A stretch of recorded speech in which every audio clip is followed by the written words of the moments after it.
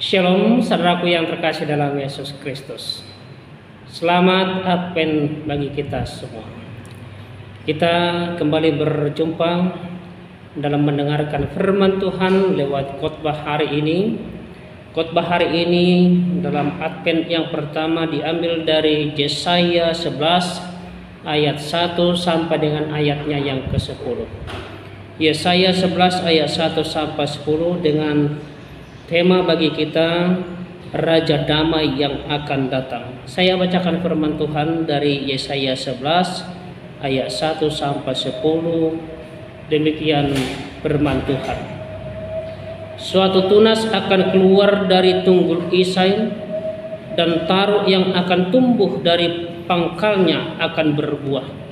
Roh Tuhan ada padanya, roh hikmat dan pengertian, roh nasihat dan keperkasaan, roh pengenalan dan takut akan Tuhan.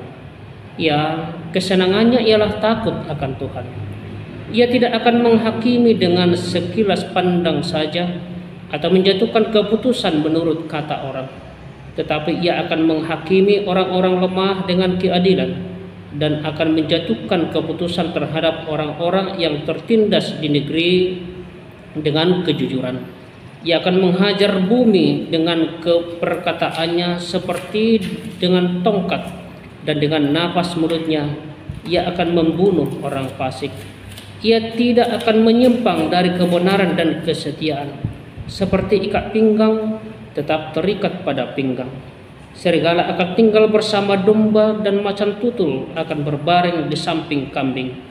Anak lembu dan anak singa akan makan rumput bersama-sama, dan seorang anak kecil akan menggiringnya. Lembu dan beruang akan sama-sama makan rumput, dan anaknya akan sama-sama berbaring. Sedang singa akan makan jerami seperti lembu. Anak yang menyusu akan bermain-main dengan liang ular tedung, dan anak yang cerai susu akan mengulurkan tangannya ke sarang ular beludak.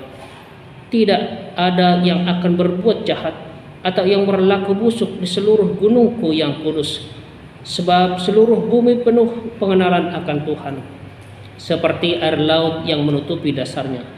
Maka pada waktu itu taruh dari pangkal Isai akan berdiri seperti panji-panji bagi bangsa-bangsa. Dia akan dicari oleh suku-suku bangsa, dan tempat kediamannya akan menjadi mulia. Sampai sejauh demikian pembacaan firman Tuhan.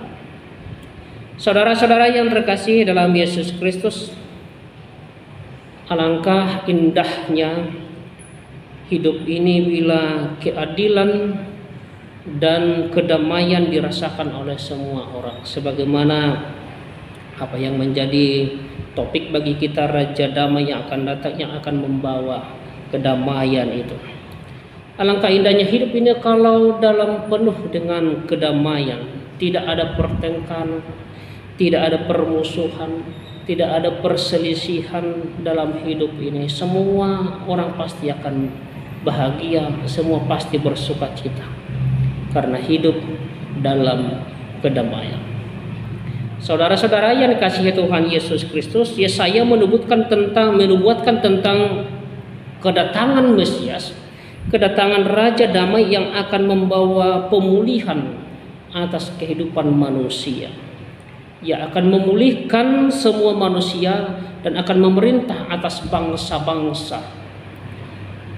Mesias yang dimaksud di situ yaitu Yesus Kristus, keturunan Isai atau ayah Daud, dan pemerintahan Yesus sangat berbeda dengan pemerintahan raja dunia yang akan memerintah dengan keadilan, kebenaran, dan kesetiaan.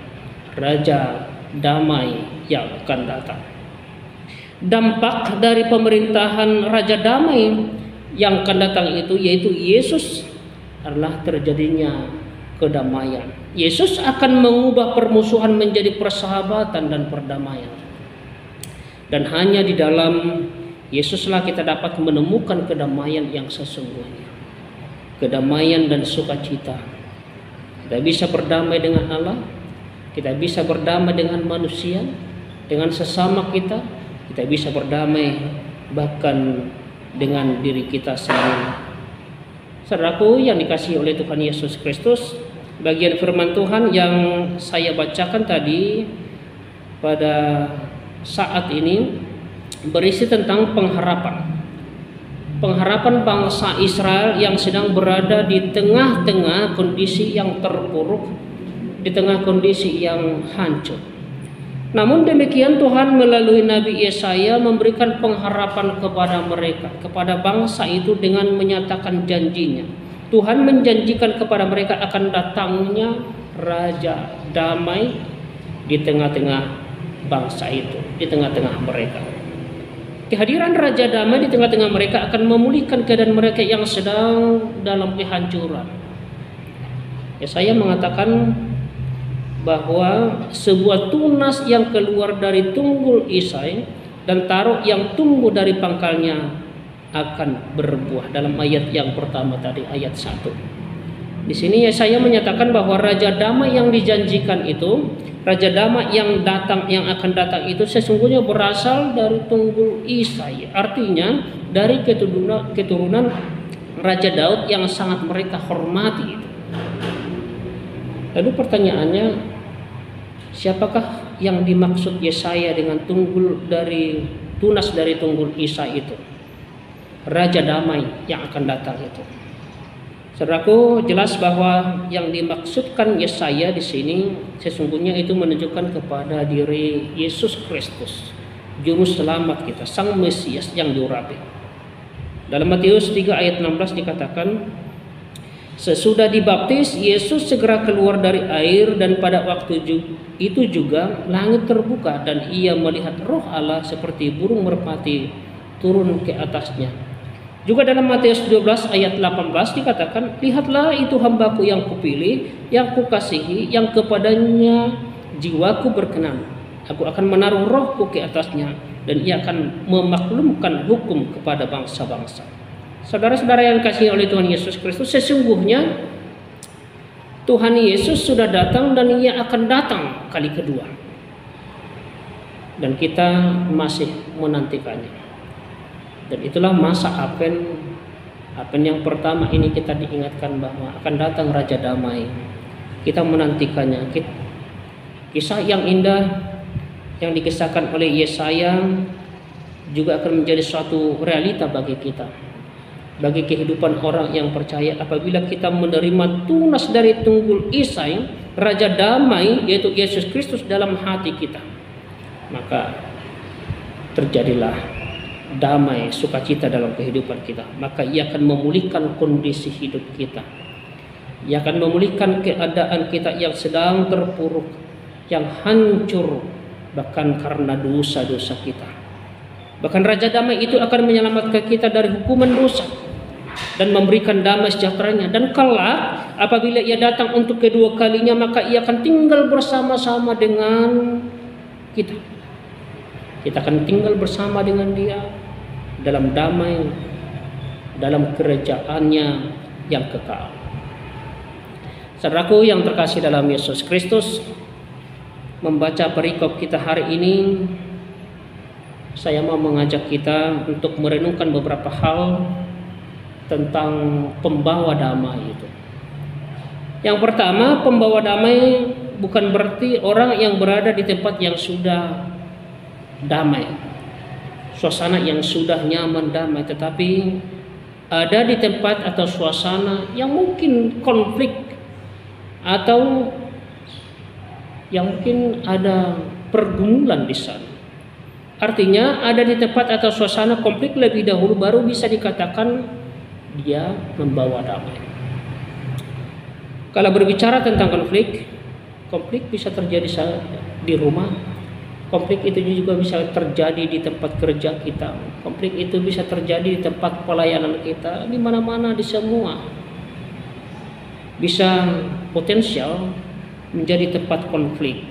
Jadi di sini semua orang, kita orang percaya sebenarnya bisa menjadi orang yang membawa damai, menjadi juru damai. Yang kedua, saudaraku yang dikasihi oleh Yesus Kristus, kadang orang berpikir bahwa pembawa damai itu orangnya pasti kalem, Orangnya pasti baik, orangnya pasti nggak pernah marah. Saudara-saudari, orang yang membawa damai bukan berarti dia tidak bisa marah. Dia bisa marah. Dalam iman kita, Yesaya 11 ayat 1 sampai 10 ini mengacu pada nubuatan tentang Yesus Kristus, mengacu kepada nubuatan tentang juru selamat Mesias Yesus, dan Yesus adalah pembawa damai bagi kita semua. Pertanyaannya sekarang, memangnya Tuhan Yesus nggak pernah marah? Apakah Tuhan Yesus pernah marah?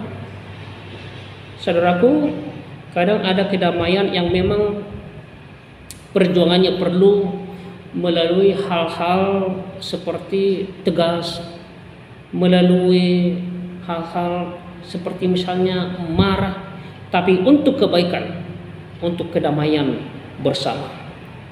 Kalau kita mengikuti bagaimana Yesus di bait suci Allah, Yesus di bait Allah yang marah pada para pedagang yang berdagang di pelataran bait Allah contohnya.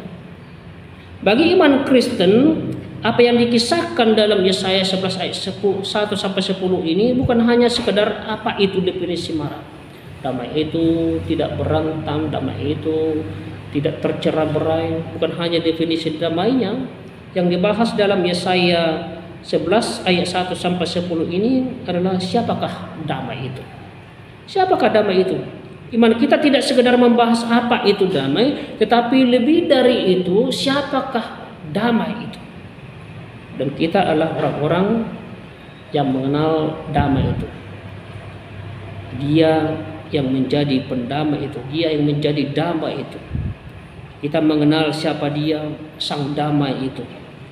Saudaraku dan kasih oleh Yesus Kristus, kiranya apa yang telah dilakukan oleh dia, sang damai itu, Yesus itu, akan selalu memotivasi kita juga untuk bisa membawa damai di sekeliling kita, menjadi pendamai-pendamai di masa penantian kita akan kedatangannya yang kedua kali. Kita boleh membawa kedamaian dalam kehidupan kita. Saudara-saudari, saat ini orang-orang Kristen, pengikut Kristus, kita terpanggil menjadi duta-duta perdamaian, membawa damai. Tidak zamannya lagi orang Kristen itu harus didamaikan.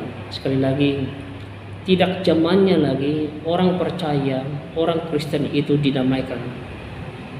Yang menjadi sumber perpecahan, yang menjadi sumber konflik. Sebaliknya, orang percaya kita, orang percaya kehadiran kita harus selalu menghadirkan kedamaian, membawa keteduhan dalam kehidupan kita. Orang Kristen harus menghidupi doa. Doa siapa? Doa Fransiskus dari Assisi yang mengatakan, Tuhan, jadikan aku pembawa damai. Bila ada kebencian, jadikan aku pembawa cinta kasih. Bila ada hati yang terluka, jadikan aku pembawa pengampunan. Bila ada yang kebimbangan, jadikan aku membawa kepastian. Bila ada keputusasaan, jadikan aku pembawa pengharapan. Bila ada kegelapan, jadikan aku pembawa terang. Bila ada kesedihan, jadikan aku pembawa kegembiraan. Semoga aku lebih ingin menghibur daripada dihibur, memahami daripada dipahami, mencintai daripada dicintai. Sebab dengan memberi aku menerima, dengan mampuni aku diampuni, dengan mati suci aku bangkit lagi untuk hidup selama-lamanya, kata Fransiskus Assisi dalam doanya. Saudara-saudara yang dikasihi oleh Tuhan Yesus Kristus, jangan pernah putus asa, saudaraku, sebab Tuhan berkuasa melakukan melebihi dari apa yang kita pikirkan, asal kita mau menjadi juru damai, menyalurkan damai yang dari Kristus dalam kehidupan kita di sekeliling kita. Mesias Raja Damai, Tuhan kita Yesus Kristus itu yang telah datang ke dunia untuk melepaskan kita dari penderitaan dan pergumulan, Dia akan juga memberikan kedamaian dalam hidup orang-orang yang percaya dan mau melakukan kehendak-Nya. Dan ingat saudaraku yang dikasihi oleh Tuhan Yesus Kristus, apabila sampai saat ini kita masih terus mengalami mungkin penderitaan, sampai saat ini kita mengalami mungkin pergumulan, firman Tuhan menjadi kuasa yang menguatkan dan meneguhkan kita menghadapi, bahkan bisa memenangkan, mengalahkan pergumulan itu. Kedamaian harus selalu diberitakan, sehingga tujuan kedatangan Mesias ke dunia ini yaitu menegakkan kedamaian terwujud lewat apa? Lewat diri kita yang sudah percaya kepada Sang Raja Damai itu. Selamat Advent, Tuhan Yesus memberkati kita semua. Amin.